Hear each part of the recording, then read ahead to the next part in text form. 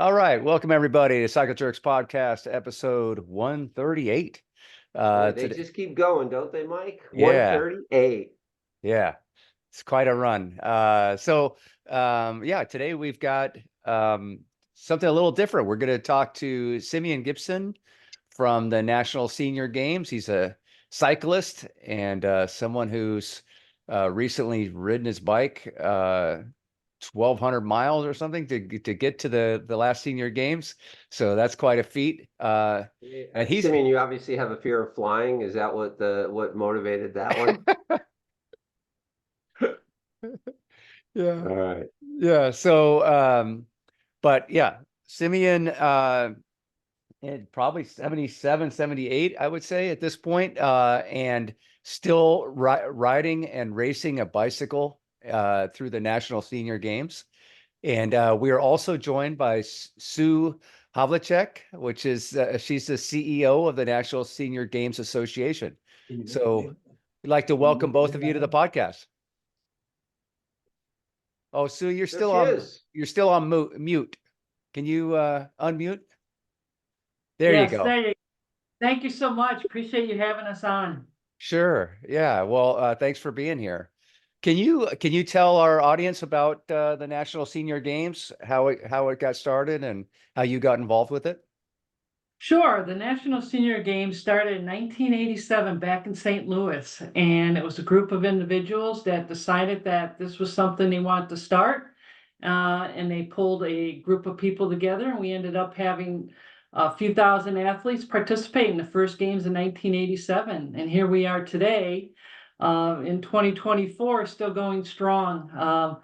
I became an athletic director many years ago as an educator by choice, and I taught school, and then I became involved in the senior games in 2013 when they were in Cleveland, Ohio. And then once the games were over in Cleveland, the CEO at the time asked me to join the team at the national office, and I did, and I love every minute of it. I've been with them almost 10 and a half years, and very proud to be a part of it.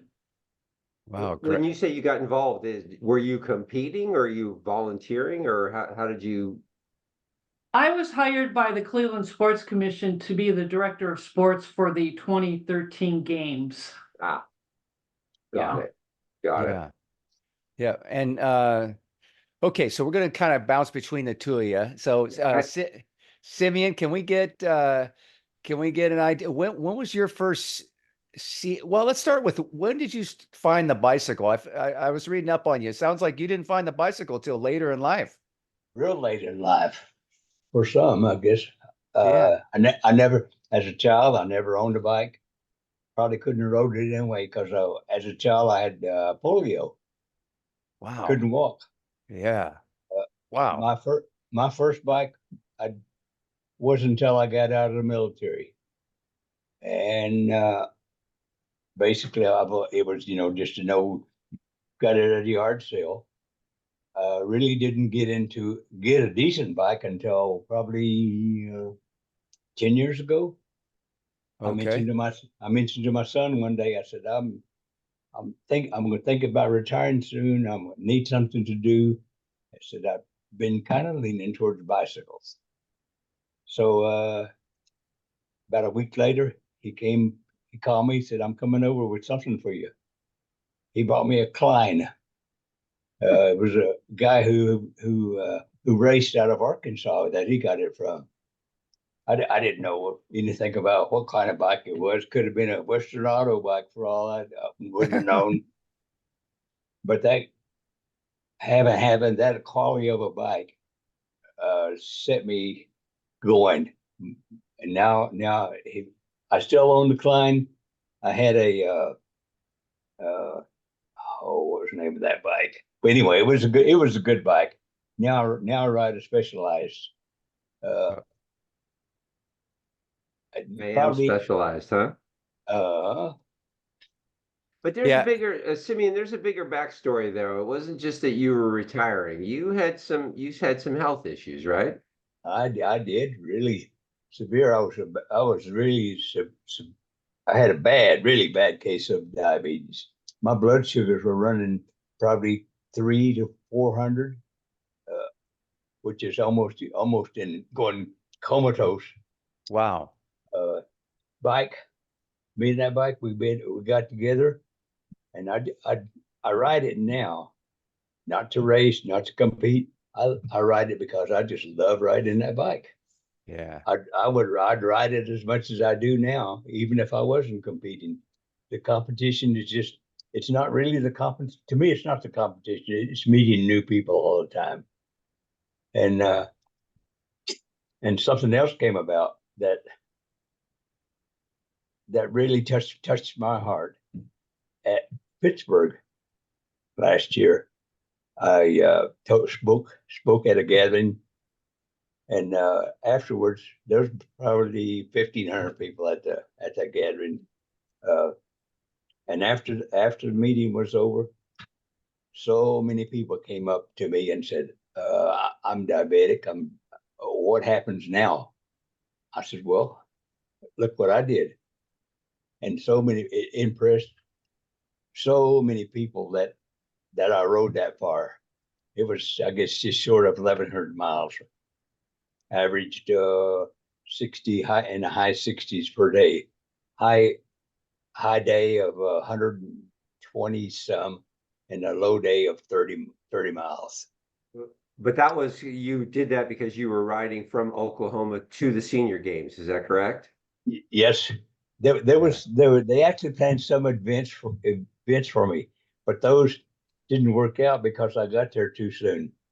I started riding. I left Oklahoma, and that first day I rode it to Arkansas, and it was a lot more than I thought it was going to be. I mean, that about killed me, and I decided I had originally intended to, out of every 5 days, I would rest 2 days.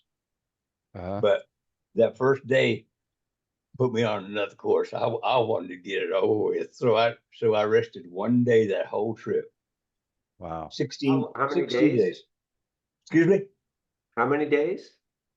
The total ride was 16 days. I rested 1 day. One day I didn't ride out of that 16. Yeah. Wow. Well, Simeon, you're talking to a couple of old guys that really love to ride bikes too.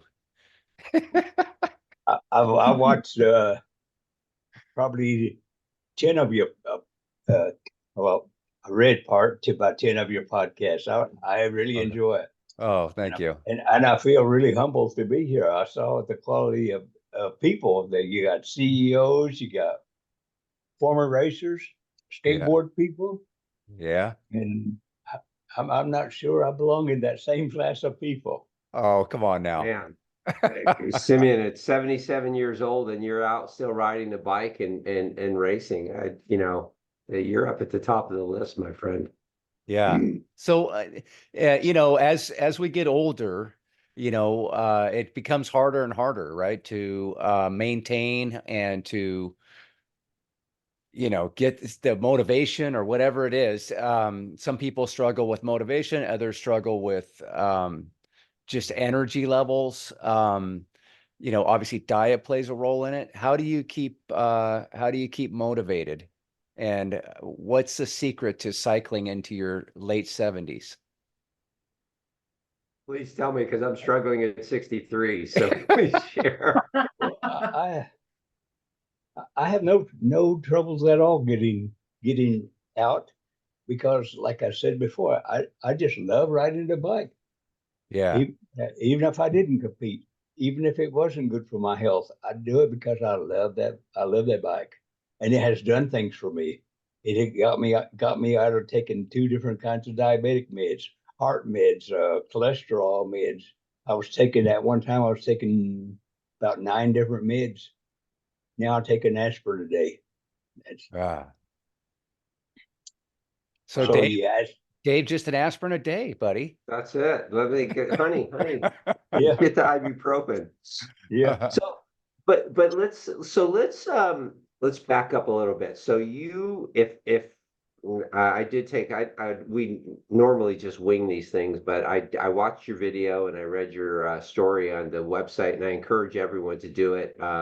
the Yeah. National Senior Games Alliance. It's an incredible story and an awesome video. But you are retiring, right? You are, I think you just mentioned it, right? So you're a little bit overweight. You got a knee problem, a heart problem, and diabetic.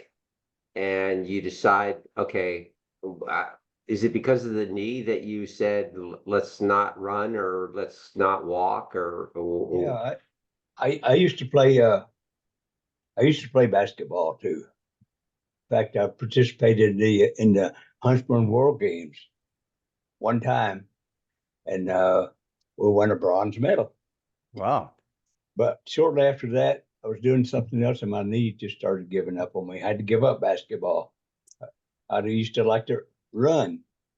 I done a half marathon. I had to give that up because of the knee also. Had to look for something that I could four-letter word exercise on. I don't like to exercise. I don't think anybody likes to exercise. But, bicycle fit the bill. Yeah. Uh, and that's also another reason I got into cycling in my old age. Yeah. Well, Simeon, I for a few years I coached a NICA high school team, and it's high school mountain bike racing, and one of the things I told the kid, we were a racing club. There's a whole organization that race, high school racing, and I told the kids, I said, I really don't care if you race or not. If you're not comfortable racing, that's fine. The what I wanted to do was give them a bunch of skills so they could learn how to ride their bike, and they could ride it for the rest of their lives. And it's a great outlet for a lot of things, mental and physical health at the top of that list. And you're a living testament to it here. It's 77 years old and still going strong. It's really, really inspiring. So I applaud you in that. And obviously there's Kudos. great physical benefits, as you outlined. So getting off of the diabetic meds? I mean, what did that do for you, beyond, beyond the riding the bike or whatever, but not having to take those meds? Were there side effects to those meds? And Well, one thing, they take it out of my daily schedule. I don't have to worry about meds. yeah, But at one point, after I also had open heart surgery, and that was when I really learned what diabetes is, and it set me on another path. I asked my wife. I finally admitted, yeah, I got diabetes. I don't eat right. I finally, when I decided to change my lifestyle, I asked yeah, my wife. I said, I think I have to take this serious. Will you help me? And that's when I started eating better, mhm. eating the types of food that I need to take, that my body craves. I think I need to stop here. I'm neglecting something. Good Mhm. morning, Sue. Good morning. Okay, I had to say that because I hadn't acknowledged that she was here yet. Yeah. You're a cyclist and a gentleman. Oh, well, Simeon. thank you. Not very many people accuse me of being that. But the National Senior Games gives. I mean, I'm glad there's something like that. I also have a friend who participated in the National Senior Games. I remember. She's several years younger than me, but I always talk to her about the games I attended, what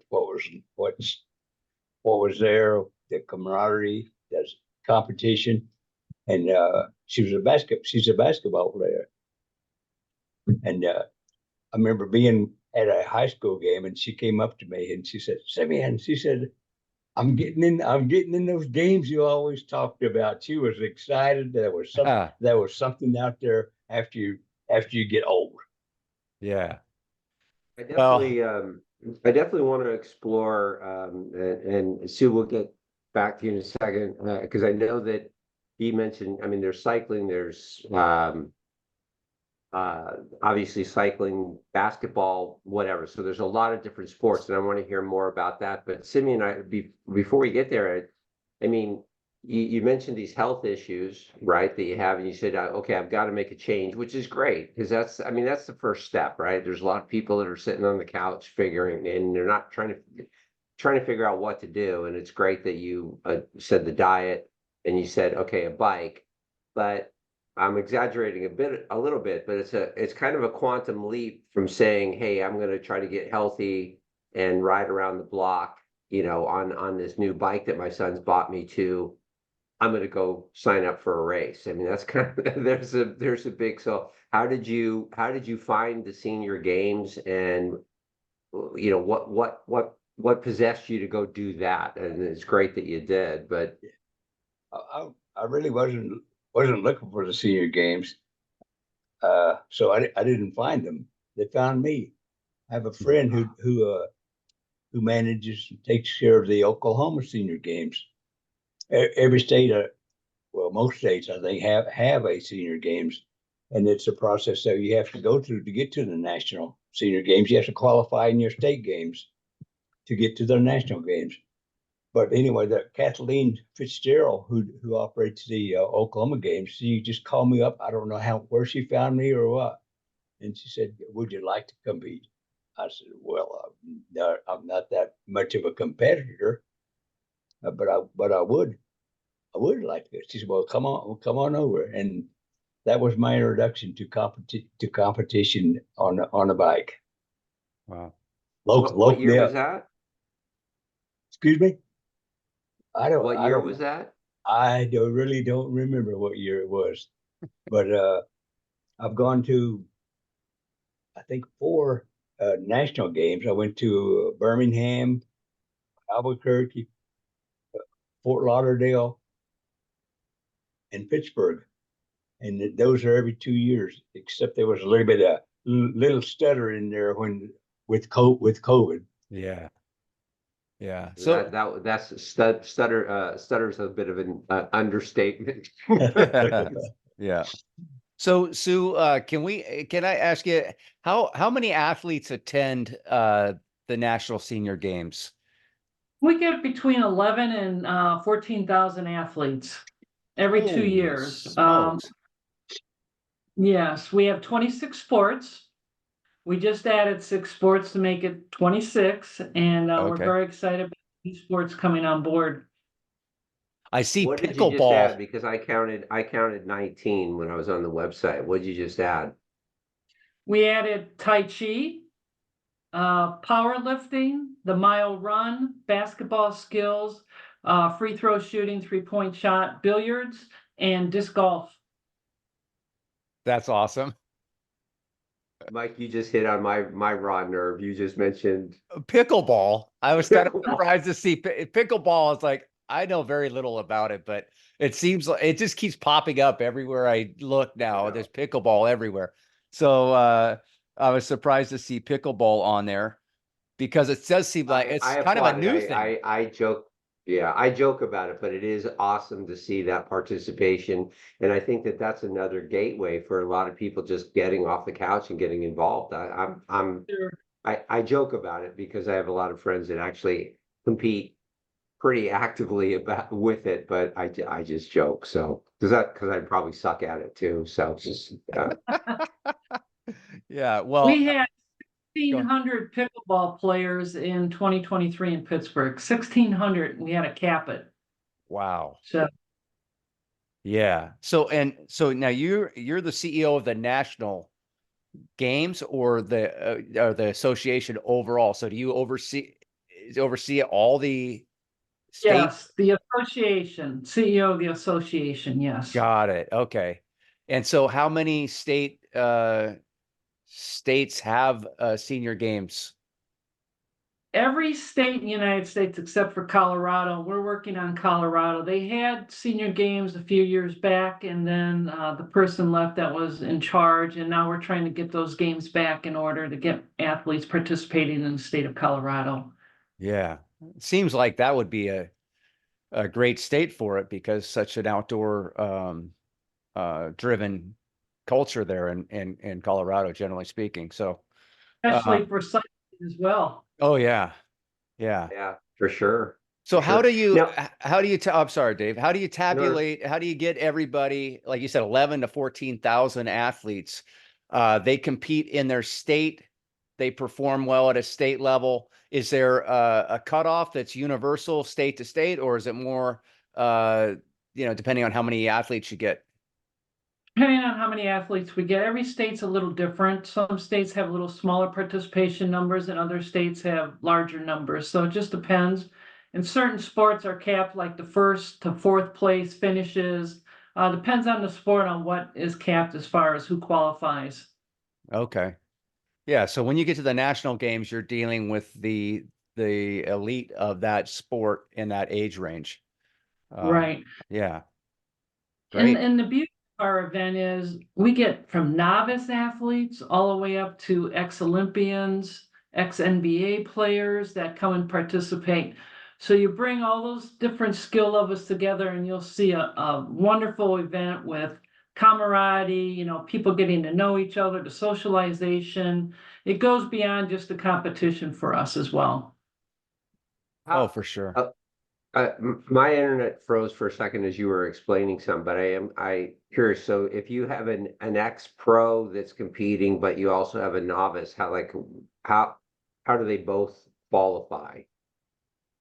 They qualify in their states, but some states have smaller numbers, so people that may not be as competitive can still qualify. And some of our sports are open, which doesn't need qualification. For example, the 6 sports that are coming on board for 2025, they're open sports, so anybody can register and no need to qualify. One of our sports that's open right now is power walking. We just want to get people off the couch, getting exercise. So we leave power walking as an open sport to get as many people as we can to start participating and be healthy and healthy. Yeah, I love it. I love it. As I have my parents are aging, and I would love to see them get involved in something like this. And I think the camaraderie part of it is perhaps the most important part of the entire thing. I'm granted everybody's coming together, they're competing, want to get a medal, but being part of something like this can really benefit you in so many other ways. And yeah, so I applaud the idea of an open enrollment, so to speak. It's like, come on, let's go, let's get out there. Yeah, Right. and then and that's the thing too. I mean, I think I could be wrong, but I think competing on the bike is different from competing, in power walking or disc golf, and the having 26 different events really creates so much more opportunity for someone who would, because there's probably a lot of people that are saying, okay, yes, I want to do something, but the thought of getting on a bike and riding from Oklahoma to Pittsburgh probably doesn't intrigue a lot of people, but It intrigues me. I want to go. oh yeah, we're destined for this. We had 2 guests on recently that rode across the US. So Mike and I are destined for Yeah.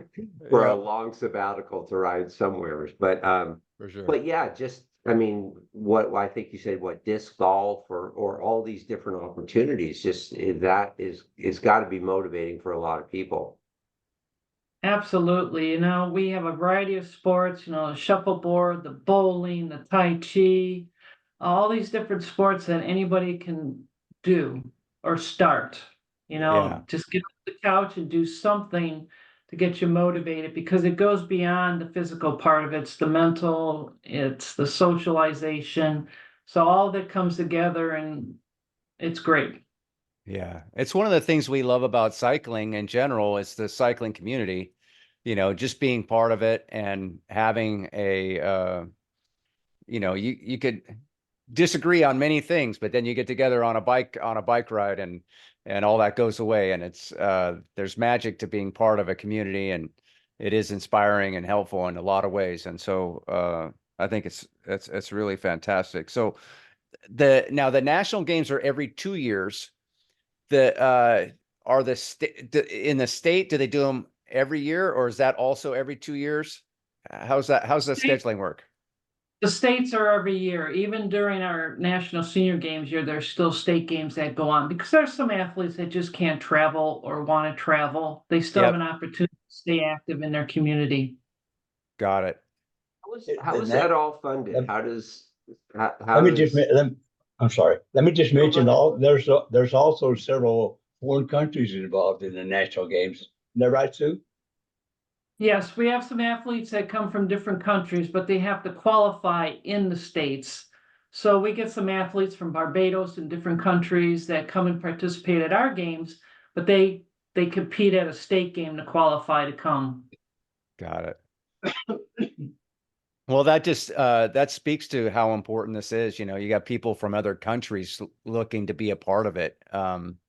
It's very, very cool what's going on here. So every year at the state level, and then I guess there's a qualifying year, or is it a culmination of the 2 years? How does all that shake out? The qualifying year is the even year. So 2024, this year is a qualifying year for 2025 in Des Moines. So they qualify the year before to come to the nationals the following year. Got it. Okay. Yep. Uh, And on a personal note, Sue, I don't know if I shared this, but a very dear friend of mine, John Boas, competed in the senior games. Now he was a bit of an anomaly. This at 70 something, he had a trainer and he rode every day, and so but I can tell you that he just spoke so highly of the senior games, and this was one of the many highlights of his he just couldn't wait for it, and he would always build up to it, and it was just a big part of his annual cycling goals. So kudos, because I can tell you that he just raved about the participation. Well, that's great. The athletes have something to look forward to. They train, a lot of them train for this, they get trainers. Some do not, but they really look forward to coming to our event because they've trained so hard or just want to see their friends they saw 2 years ago. So it's a little bit of everything. Yeah. So Simeon, at 77, do you have aspirations for the next national games and in Des Moines and even beyond that, or where's your head at with all of it? Well, I'll be there, I hope. Yeah. Yeah. When you Are get you older, driving or riding this time? I'm gonna drive this time. Cause I can tell you something. I didn't do any other type of training to get me ready to ride to Pittsburgh. I just did my normal riding. But I'm gonna tell you, if I ever did that kind of ride again, I would do some kind of training because that took the life out of me. You didn't train for it at all. Didn't eat properly for that kind of a ride. Yeah. When I started out on that ride, I weighed 165 pounds. When I finished the ride, 152. My body was literally eating itself up because I didn't have stores, didn't have proper food on the way. Anybody want to do something like that, train for it. Train for that ride because it will kill you. It took me 6 months to get back really to where I wanted to ride a bike again. Oh, wow. So Simply you must because- have showed it. You must have showed up in Pittsburgh and just kicked everyone. You must have kicked ass in the races, I guess, huh? No, I got there and I got sick. Oh, no. My first ride on the 20K, I think. I had to literally stop throwing up. I was throwing up, coughing bad. Oh, wow. the second race, the 40K, it was worse. I should not have even been riding on that one. For that, and that was the results of not training to get there on that 1,100-mile ride. My Yeah. body was sapped of all strength. So, guys, girls, train if you're going to do something like that. Yeah. Well, we had Dave mentioned that we had these riding buddies that rode across the country, and it's an amazing trip. They took 60 days to do it, and they had all these places that they wanted to stop and see along the way. They weren't racing across, it was just more just a fun trip to ride across the country and see some of these epic places that they had on their bucket list. And but one of the things that they talked about was the specific training, because even though they took their time but they were still doing, 60 to 120 miles a day, I think is what it broke out to. And then it's a particular type of riding too, where you're stopping and eating and then getting back on your bike and then riding again. And that's not the way a lot of people train. So yeah, definitely. If you're going to do something like that, yeah, you want to do some training in advance for sure. But pretty ambitious though to ride Oklahoma to Pittsburgh, and then I'll throw in a couple races too at the end of it all. Yeah. Yeah. I'm curious, I don't want to get too far off the racing, but when you did this, were you just riding to you said there were events along the way. Did you have support? Was anyone riding with you or driving behind you? What? Originally, I thought it would be fun to go by myself to camp out on the way, and that's what I was going to do. But there were several people that had their feet on the ground that decided, hey, we don't want you to doing that. It's dangerous out there. We won't know where you are. You're not planning your trip. So I'm half Cherokee and half Choctaw. The Cherokee tribe gave me one of their marshals to be my escort. He followed me far as Pittsburgh, Oh, wow. and not Pittsburgh. I'm sorry, to St. Louis. Oh, And my son met me in St. Louis, and he took me the rest of the way. And they were my escorts. It must have been terrible on those people too, because I mean, you're used to getting in your car, driving down the road 60, 80 miles an hour, and now you got to drive 10, 15, 20 miles an hour for that distance. That must have been terrible. hey, well, you taught him some patience, I mean, that's, it's important to have patience in life. Yeah.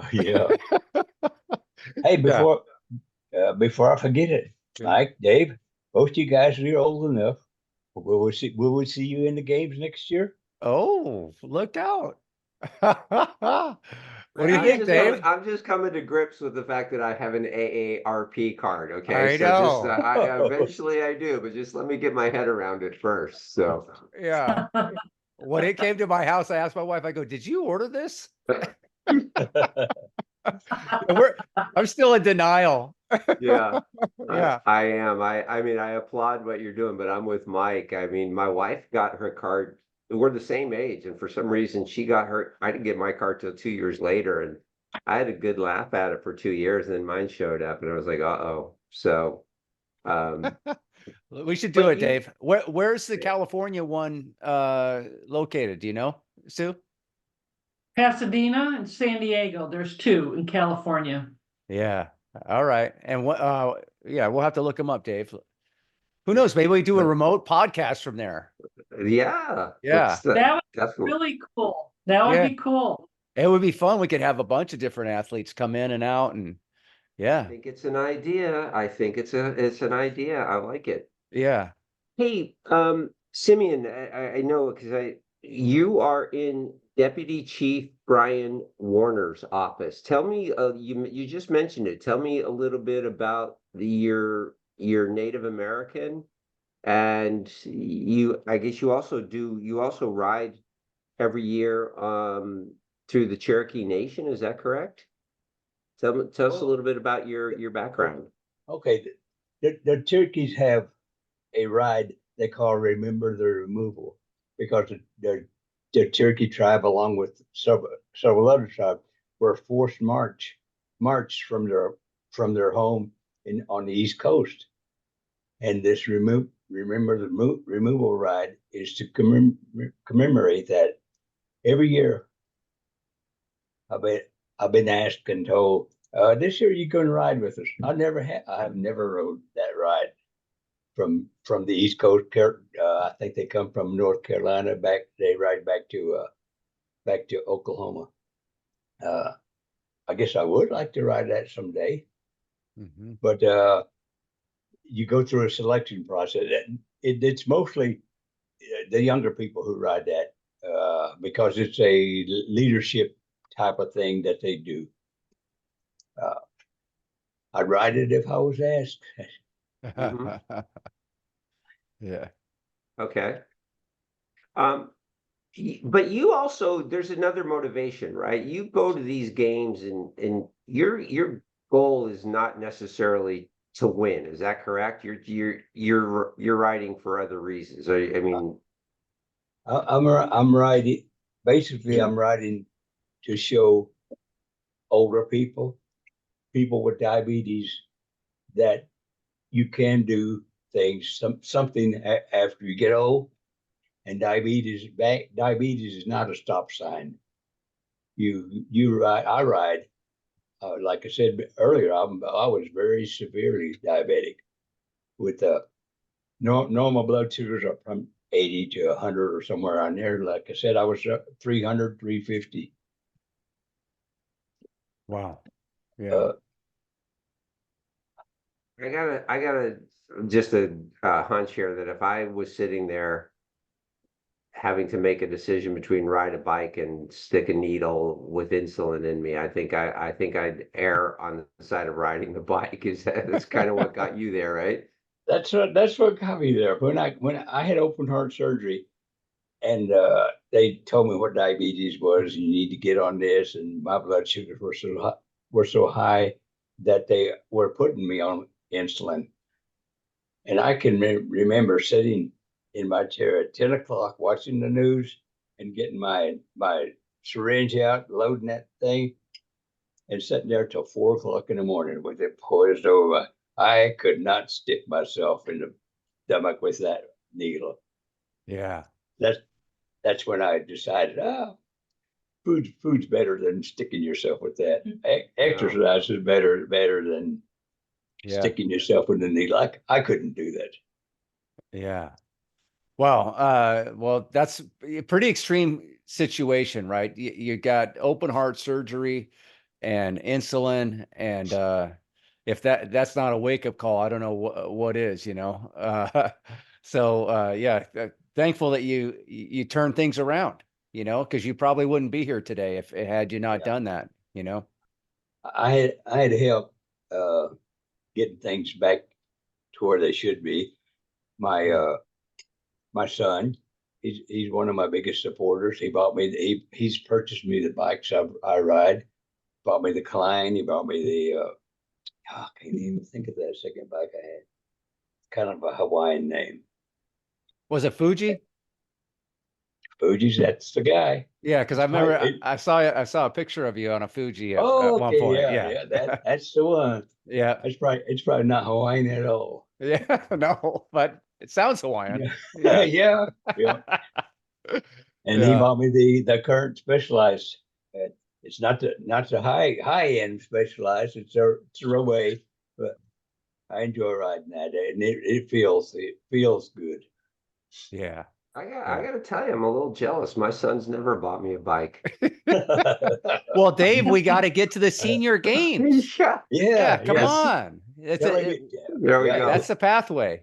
So, Yeah. Sue, of all the athletes, each year, I would imagine, is there any recognition for the oldest athlete at the senior games? No, there's not recognition, but they certainly grab a lot of attention.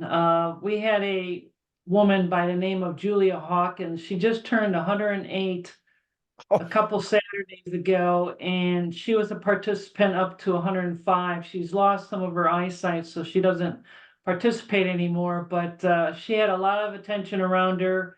ESPN, she's on YouTube. She's an amazing woman. So we have quite a few athletes that garner a lot of attention for sure.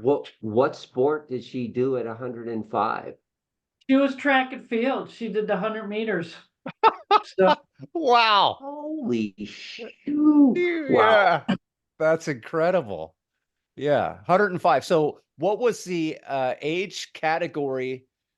I mean, I can't imagine that she has anybody. 100 plus. It's like, Right. is it like 90 plus or how's that work? 100 plus, they go in 5-year increments. So she had some 96-year-olds running with her as well. So Wow. it was a category. We had probably 4 or 5 individuals that were in that category. Really? They Incredible. gave her a run for her money. Yeah. Is that the oldest competitor that you've had? 105? Yes, we have a gentleman too that was an athlete, track athlete. I believe he's 106. Wow. So Just amazing, right? Yeah. Yeah.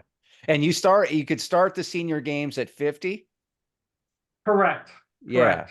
Okay. So someone could literally compete for 50 years in the senior games. It's possible. I mean, well, I don't know if it's possible, but so what's the And Sue, longest? please understand that like we're kind of laughing and joking, but it's in awe more than It is. anything. And this It is. Yeah, this is I'm completely inspired and in awe of what I'm hearing. I mean, you said what, 14,000? What was the number? 14,000. Between 11 and 14,000 athletes. Yeah. Yeah. Yeah. I hope I didn't come off as I wasn't, I was laughing, but it's just so impressive and amazing to me that someone at 105, like the thought of me, I'm a cyclist, and I think of myself in good shape, but 100-meter run, no thanks. I don't run very well, and so the thought that somebody at 105 is still out there going, and it's just amazing to me. Shows you what you can do. Yeah. On that note, Simeon, you're so you'll be in the what, 75 to 80 category? In 25, I'll move up to the 80 category. Oh, Okay. boy. Because I'll actually be 79 when I compete. I'll be in the state games to qualify this year, because they take your age at the end of the year. Got it. Okay. My birthday's in December, so I'll be turning 79. And when I go to the nationals, they take your age at the end of the year, so I'll be 80 during Right. the 25 nationals. And so roughly, and maybe Sue, you know this, but roughly you'll line up on the start line. How many people will be in your race? Ballpark. In cycling, you're talking about, Yeah. there'll be quite a few. Okay. There'll be quite a few. Mm-hmm. And probably in the 80 age group, there's going to be somewhere between 35 and 40 riders. Yeah.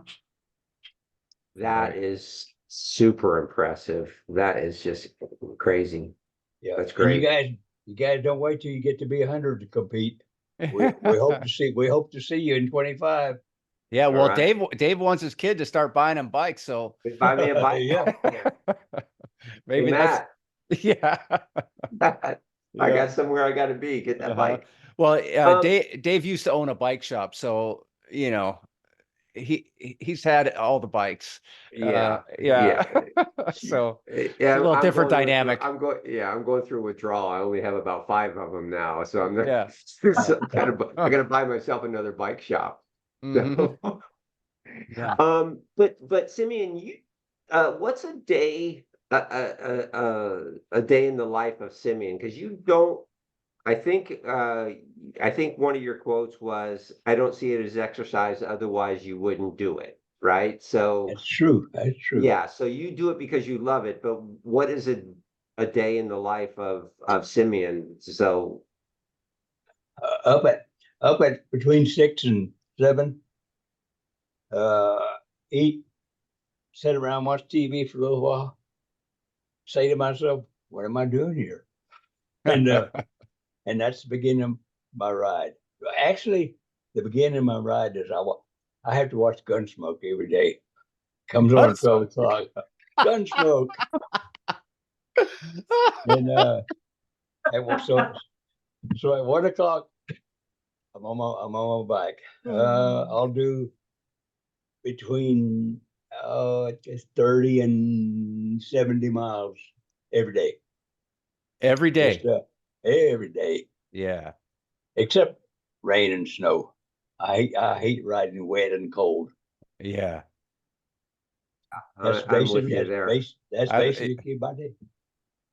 Yeah. What is I it never, about I never, Gunsmoke that motivates you?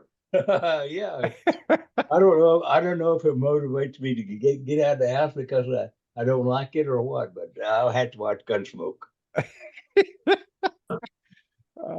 I mean, I remember watching Gunsmoke as a kid, and Yeah. I'm trying to think how that might motivate me to ride my bike. I don't know. Yeah, That's it still might on be that. TV, huh? It might be that it's a bad movie, and you just don't like it. I got to get out of this house. Mike, I know you're not a TV junkie, but they're actually reruns. They're not new Oh, episodes. I just so know. that- That'd be amazing if we're still going. Yeah. Yeah. Well, I like you, Simeon. I don't this is something relatively new for me. I haven't ridden in the rain. Well, I guess I can't say that, but I've been doing the inside riding this winter. It's, I ride early in the morning, and I'm in California, but in Northern California in the mornings it can hit the 30s or the 40s, and I've just been riding the trainer, and I prefer it because it's a lot less stuff you have to worry about, when you're out there in the inclement it's pretty dangerous, just in general. And then you add rain and bad weather, and who knows, I'm making excuses, but I've been riding the trainer here until it warms up a little bit, and then I'm going to get back out. I'm embarrassed to say that yet I lead a group ride the first Sunday of every month, and I the forecast said no rain, and so I got out there yesterday, and it started raining just before the ride started, and 12 people showed up, and I looked at the sky and I looked at the roads and I said, "Have fun." I turned around and went home. I just it's just like, but you're the ride leader, Dave. I go, yeah, I know, but I'm going home. So it just doesn't move me. So So, Simeon, do you do any inside? Do you have a trainer set up, and do you do anything like that, or is it just outside only? Outside only. I don't have a trainer. I tried riding one at one of the local exercise shops, sweatshops, Yeah. and I just it's just something that's not for me. Yeah. I just don't like to do it. I like to be outside, smelling the fresh air, smelling the skunks and everything else that's on the road. And that's what I like. so I'm kind of climate challenged. What is the weather like in Oklahoma? Like how many days a year are you able to get out, and how many times you have to, just look out and say, no, I can't, I'm not doing it. You can probably ride practically every day. Uh, I'm going to say there's maybe a month that's absolutely no riding. You can't ride at all. Hmm. Yeah. Well, that's better than I thought. Yeah. And are you living within the, I don't know, lack of a better word, reservation? Are you on Native American lands, or are you out riding within a city, or are you riding out? I ride in a. I live in a small town, and reservation is the correct word. Uh, just I'll tell you a little bit about that.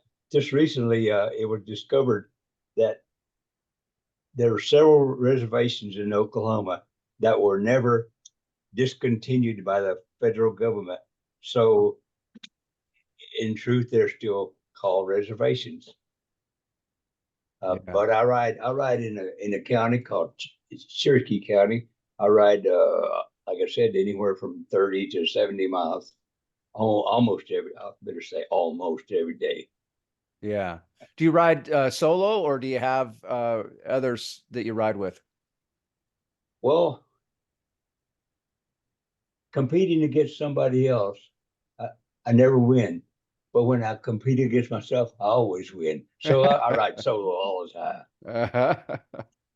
Yeah, because Dave and I we're kind of different in that. I mean, I do some group rides, but they're really random. And I do tend to go ride by myself a lot. And Dave is more like it's A groupie. it's a bike party with Dave. He's always got, 15 to 25 people with him, maybe more at times, It's I just crashed last Wednesday, so I may be changing that up a little bit. So, yeah.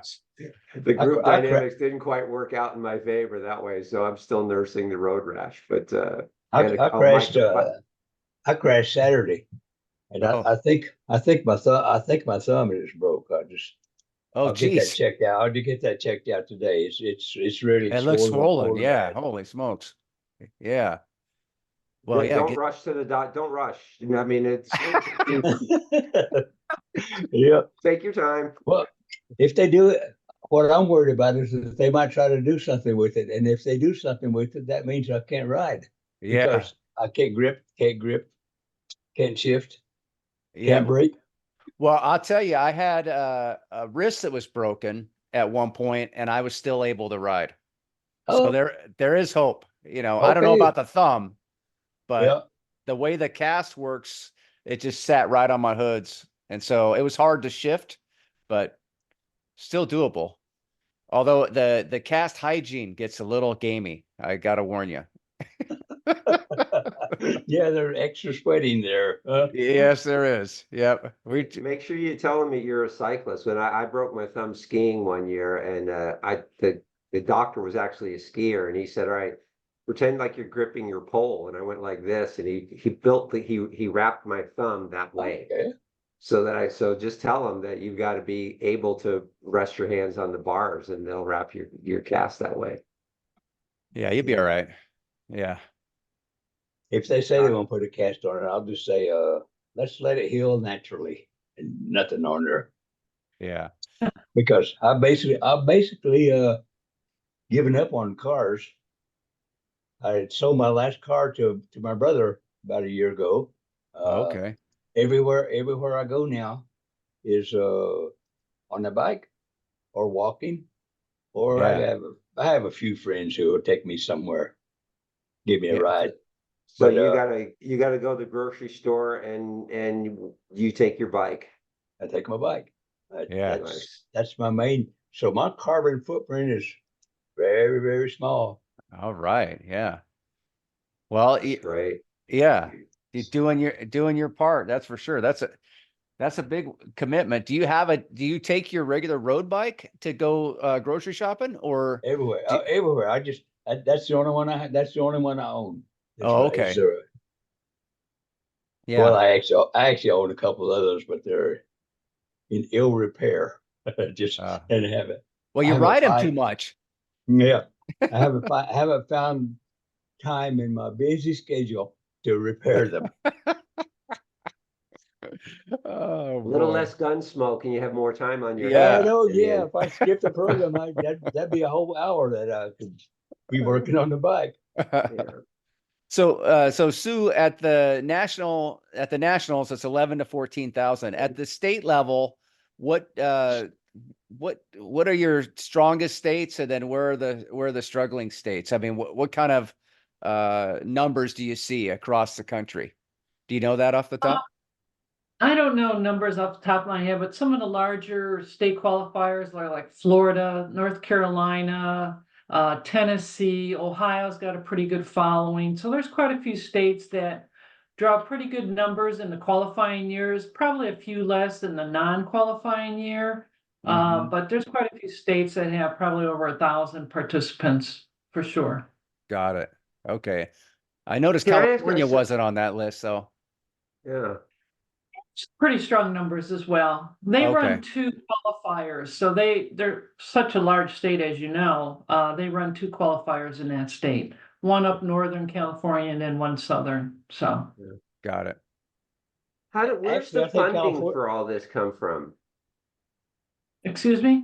Where's the funding for all that come from at the state level and and within your organization? And if Uh, there's sponsors, please feel free to give them a shout out. Yeah,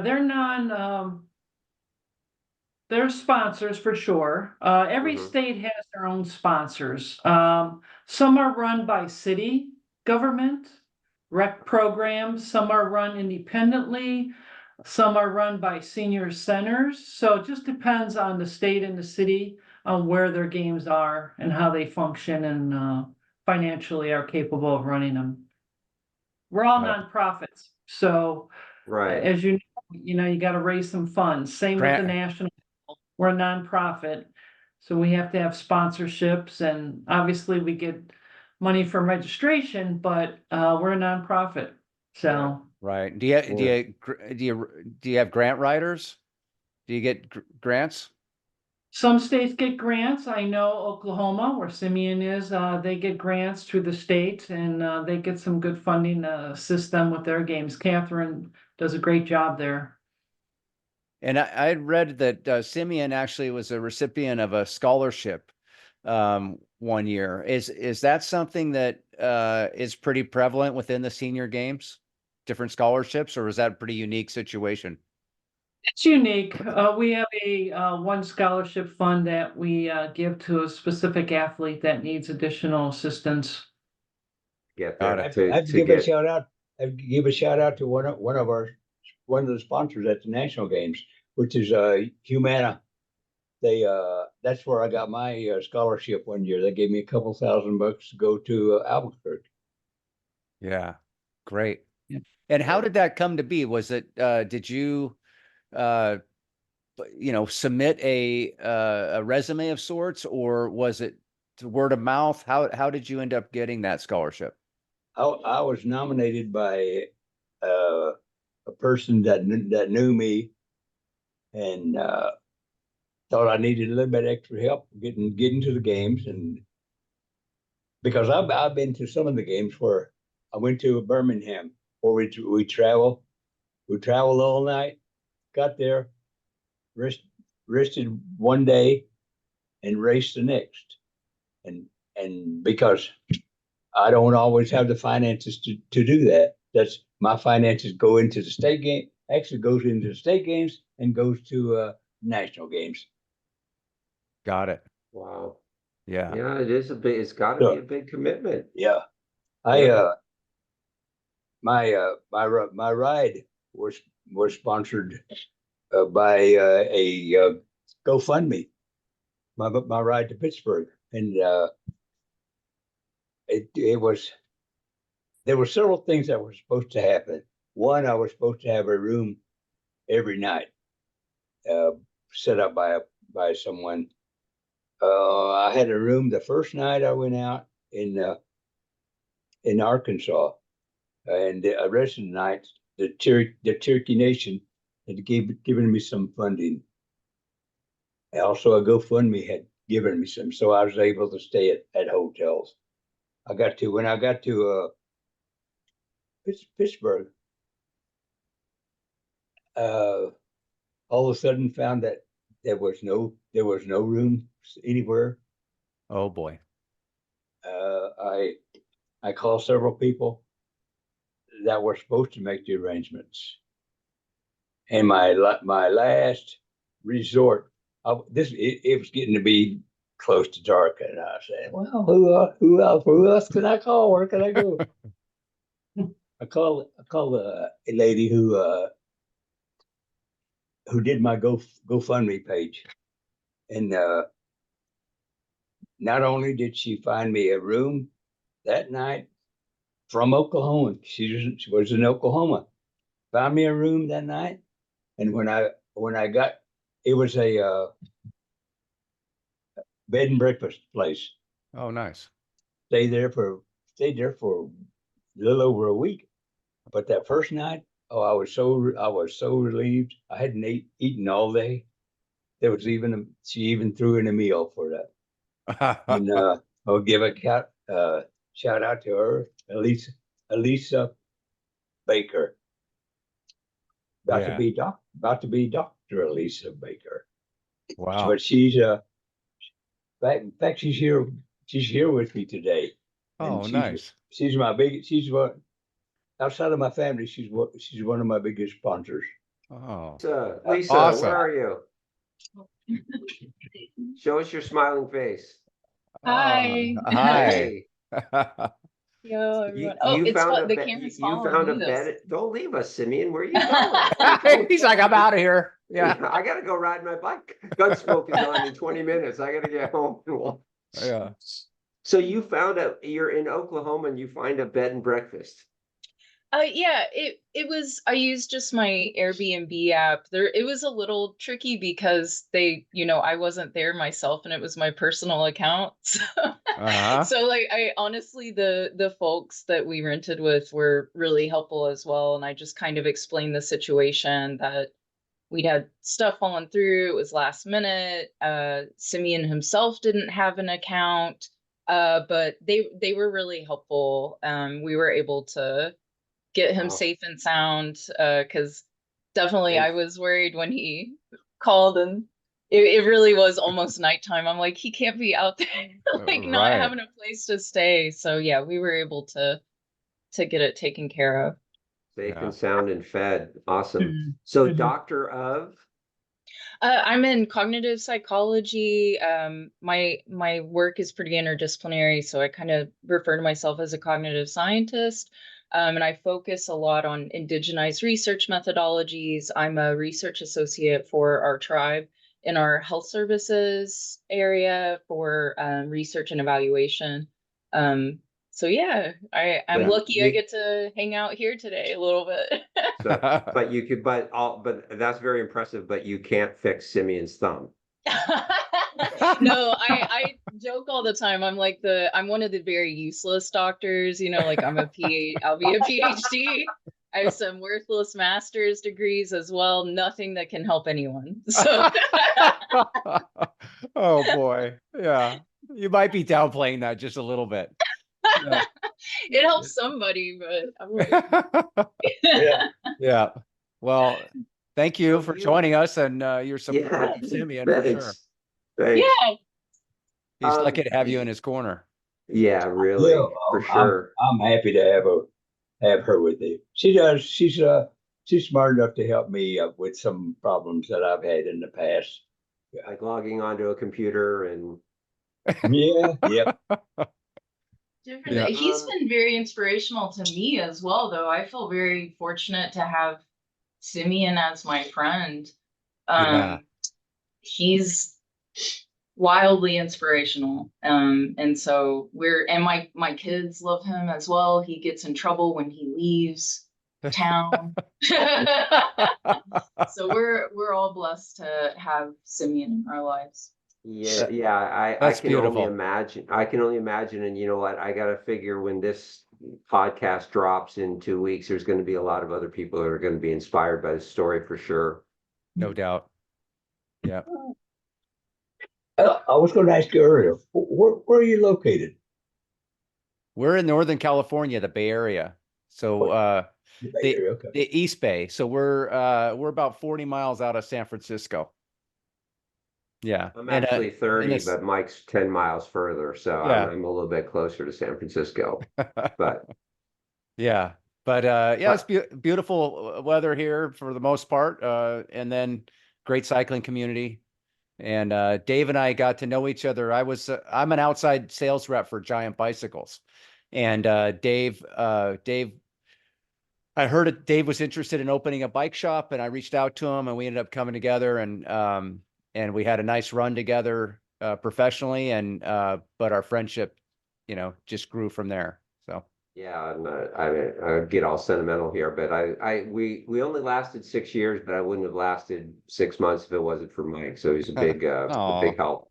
yeah. So, It was So so yeah. I watched several of your podcasts or listened to them.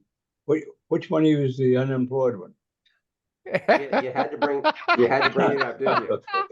But I think I do appreciate you bringing it up because we just had to get that out because Mike was going to bring it up anyway. So, Oh, but yeah. that's me. Yeah. He's retired. He just doesn't know it yet.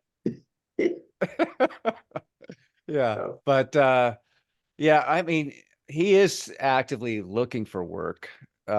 So yeah, we'll see. We'll see what yeah, happens. yeah. No, it's hard once you Yeah. get a taste of working in the bike business because we have a lot of fun. I mean, it's a lot of work. It is. Yeah. It's long hours and lots of work but it's once you get a taste of the bike industry, you know, it's hard to go back to and I could see Sue and your position, you know, where you're doing something that you really care about it's different than, you know, maybe working for you know, Clorox or something, you know, where maybe you care about that too, but not that you can't work for Clorox and not care, but I'm just saying that there's passion that, you know, there's things that really move you beyond career, and the bike business is that for both Dave and I. And so, you know, once he got rid of his bike shop, he can certainly do other things, but he wants to work in the bike industry. And you know, I mean, Or in a as in non I just need something that inspires me. Bikes inspire me, now certain nonprofit organizations inspire me. And so that's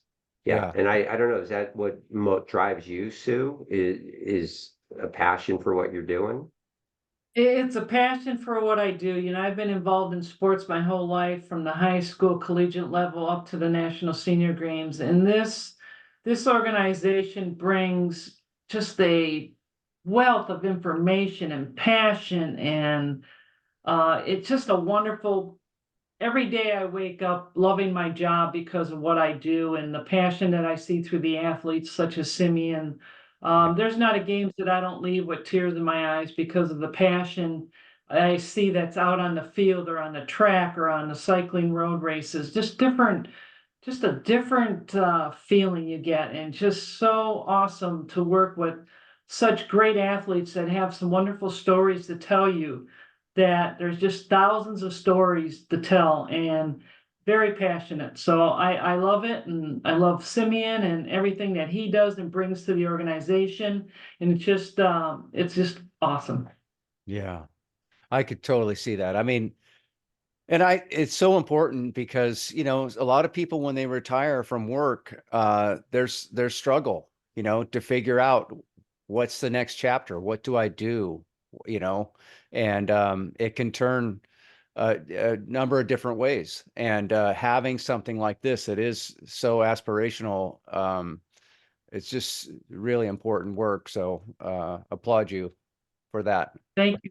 And Yeah. the other beauty of it is you have to remember you had Title IX, and a lot of our athletes are pre-Title IX. So a lot of these Yeah. women didn't have opportunity to participate in anything until they were in their 50s and 60s.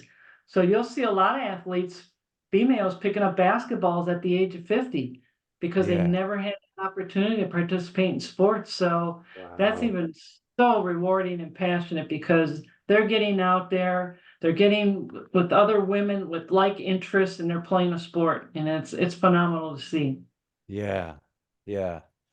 So So how would someone that's listening to this that is inspired by this, how do they get involved, and how do you get the word out, and what can we do to help uh promote the senior games? Anyone that may be of interest, they can go to our website, NSGA, www.nsga.com, to get information about registration, how to qualify. All the rules are there. For every sport that's there, the rule book's up. Reach out to us, give us a call. We can guide you through the process of getting you involved. We also have, especially for team members, we have a team partner finder. So if I'm in Cleveland, Ohio, and I'm looking for someone to play with, I can go on Team Partner Finder and find a team that's looking for players, and then sign up, and then they connect, and start their communication, and hopefully they'll join the team. So just reach out to us at the national office and we'll be certainly happy to help you guide you through the process. So. Right. And in one of the emails, someone referred to Simeon as he's a great ambassador for our organization. Was just a term, or do you actually have people like Simeon that are spokespeople for you and go out and do speaking engagements, that type of thing? Because I know you do mentor youth. Is that correct, Simeon? I've talked to. I grew up at my schooling days. I stayed at a boarding school for Native Americans. After I graduated there, left there, and didn't return till approximately 50 years later. Wow. And I got involved with, built the museum, a few other things, and I talked to the youth of that home now.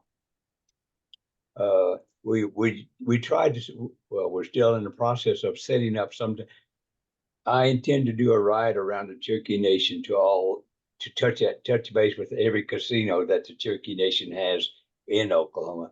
And we're Wow. trying to get it organized so that there will be some youth there, so I can speak to them and give them some kind of a boost up with their egos, with their mentality, make them physically aware that I can do something too. I don't have to just sit here. Yeah. We're a quiet people. You'll find us basically off in the corner somewhere, just listening. So we do, myself included, need help to be pushed out into the light. Mm-hmm. Dale Moon was the one who was with the National Senior Games, was one who really put me out there, made me, I guess, an ambassador, an unofficial one, but ambassador for the Senior Games, because every time I speak, I'll mention the National Senior Games. Also, I'm even wearing their shirt I today. see Yeah. that. Look at the swag. Look at that. Yeah. Well, that must have been quite a challenge initially, you know, to come out, like you said, you're from a quiet people, quiet culture, and then to all of a sudden be kind of thrown in the limelight and have to speak. And how'd you get through that? Well, let me tell you a little bit of a history in speech. High school, the first time I had to give a speech in high school, I was a senior. I got this thing in my throat up for about 5 minutes. I did not finally walked out of the room. Uh, I went to college at a local college in Tahlequah. I kept going, and speech, I kept putting speech off, putting it off till it was no longer required. So, and I've done a little bit of speaking. I here 50 years later, out of school, and I was invited to do at the local college. We have what's called a symposium on the Native American, and I was invited to have a part on that. In fact, it was my good friend Elisa who invited me to do that, and that was exciting for me. I got to tell about my life, where I've been, what I've done or didn't do. I was sat on a panel. I sat on the panel and did one day. Next day, I was myself, just by myself, speaking, and I learned that I can speak for a long time. I ran out. There was half my agenda for that day to talk. I didn't get to because I was just blabbering on. I now enjoy speaking to people. Enjoy doing something like this. So yeah. Dale, credit Dale Moon for that.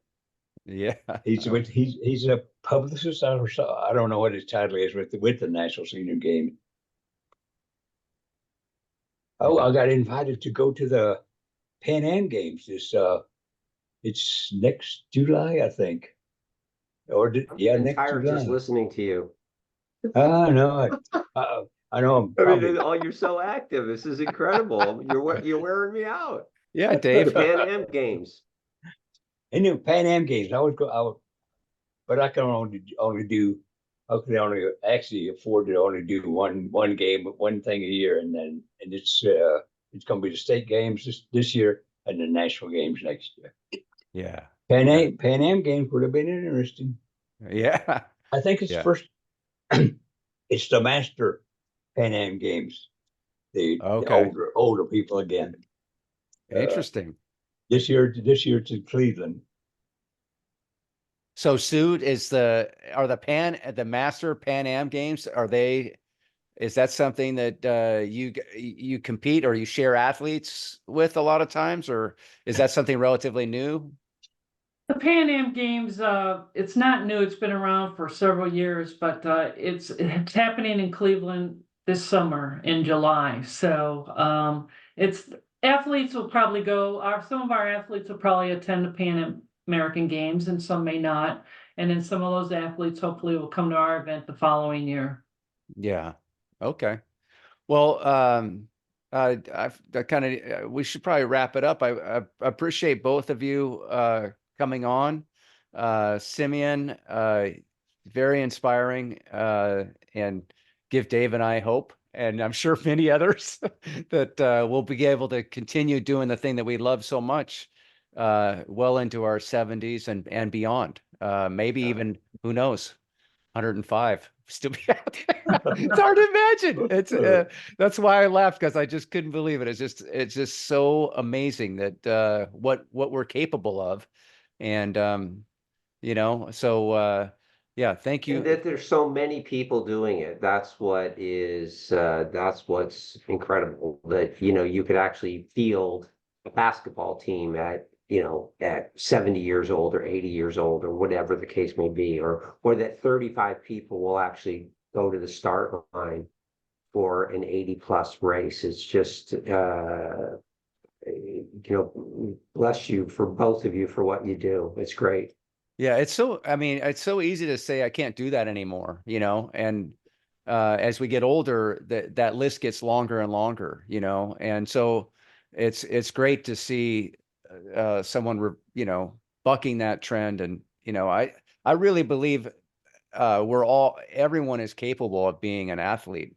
It's just a state of mind and a willingness to get up and do the work. And, like Simeon says, exercise is a 4-letter word. And, it takes that discipline though. And, you can turn things around. And, yeah, having something like the Senior Games as The as goal, a right? As the yeah, goal, to yeah, work for it. It would be easy to say, I don't want to, and I don't want to get on a bike, but if you know that every year that you've got that senior game coming, right? And that's what we do. I mean, I know that I have certain events that I compete in every year, and that's why certainly I love it too.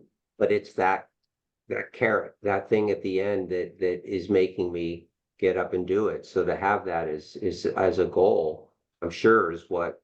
Without it, I'm curious as to how many people would be motivated to do what they do. So that's great. yeah, yeah. Right.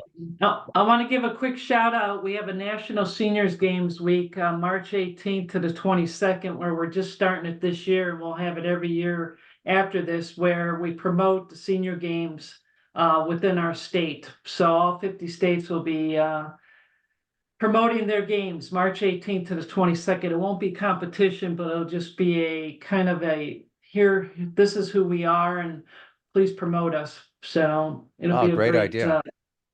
yeah. Yeah, we'll Right. definitely get behind that at the Cycle Jerks podcast through our social media. We'll definitely promote that as well. Is there a social media channel that we should be aware of, Sue, on Facebook or Well, Instagram? I'll have our Director of Communications and Media reach out to you. So I'll make sure she reaches out to you and gives you some information on that. Yeah, Okay. please do, because I will put that on our Instagram and Facebook, and it just, we had a great chat, and please be aware of this week. That'd be great. Sounds, Yeah. appreciate it. Thank you Alright. so much for, on, really appreciate it. It was our pleasure. Thank you so much. And, best of luck in future endeavors, and Simeon, just keep on going, Yeah. brother. Yeah. And we, Yeah, and rubber side down, Simeon. Keep Oh. rubber side down. Yeah. and we'll see you guys next year Sounds Okay. good. Yep. Sounds in great. in Des Moines.